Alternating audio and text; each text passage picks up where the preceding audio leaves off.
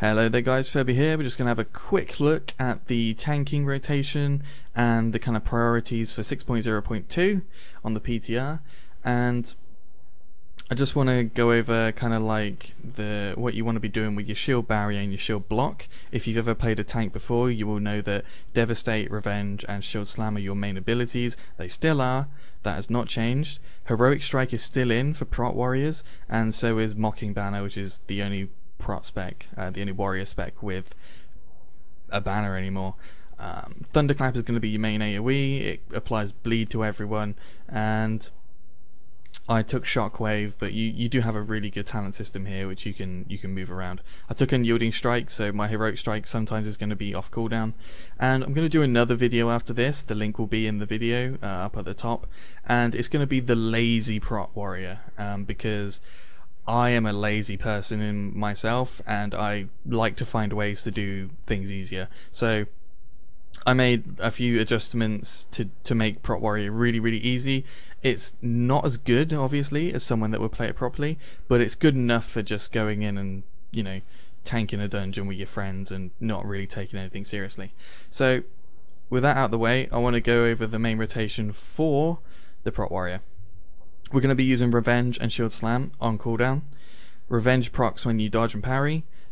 Shield Slam will proc from your Devastate, and it will give you more rage and all that good stuff. So using them on cooldown, they come up quite a lot, I would imagine. Revenge especially if you're tanking a big group.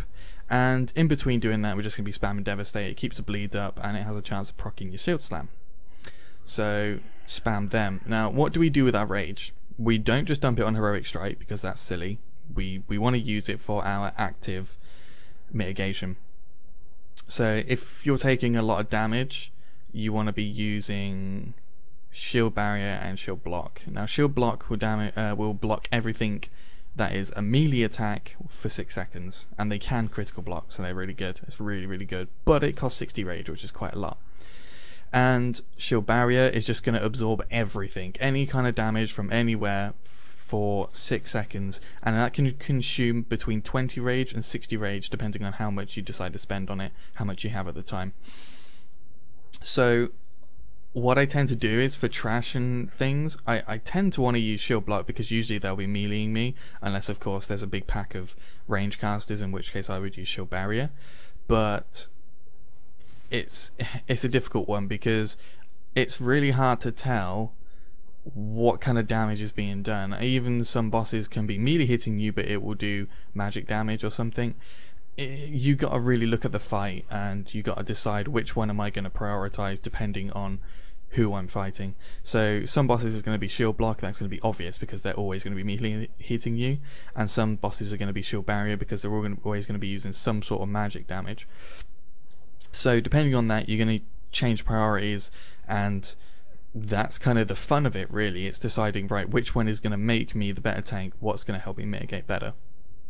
And I know warrior tanks that just spam Shield Barrier because it absorbs everything, so I can be, you know, it just absorbs everything. That's the wrong way to do it, because you can absorb a lot more damage and you can critical block and reduce your damage taken by a huge amount with Shield Block. So let me just show you the rotation. You're going to want to go in, you're going to want to Revenge, Shield Block, spam Devastate, and you can see my Shield Barrier's up, but I haven't got 60 rage yet. So if I was getting hit by melees, I would Shield Block now, and then I would Revenge. I would probably put a Shield Barrier up while my Shield Block's up, and then I would continue to get more rage. So you can use both at the same time, and that's really going to help you out.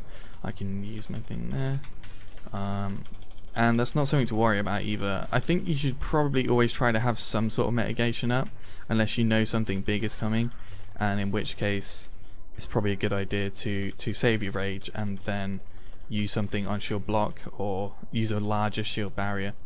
So there's a lot of thought process behind the Prot Warrior, and that's going to be the difference between being a warrior that takes a lot of damage and dies pretty easy, or being a Prot Warrior that can actually take a huge amount of damage. You can probably stand and just be there for an extra second or two where you need to be, because you're using your cooldowns appropriately.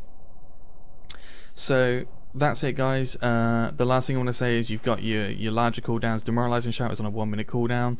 It's still brilliant. I would use that every time I go into like an AoE pack, because you know it's 20% reduction from everything is a huge amount. Shield Barrier, Shield Wall, and Shield Last Stand are still going to be your big cooldowns for when you're in the middle of a fight and you're like, holy crap, the boss is going to one-shot me if I do not press a button. Shield Wall and Last Stand are great for that. And then Enrage Regeneration I got from my talents. It's a really good one, 10% max health and 10% over 5 seconds.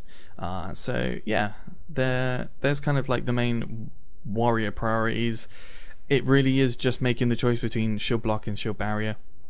And that's where you as a player are going to come in to make sure that you are doing the best you can to be the best tank you can.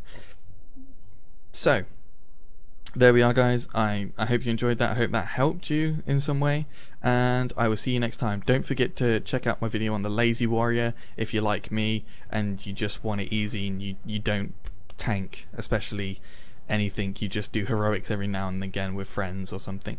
So check that out. The link will be in the video, and I will see you next time.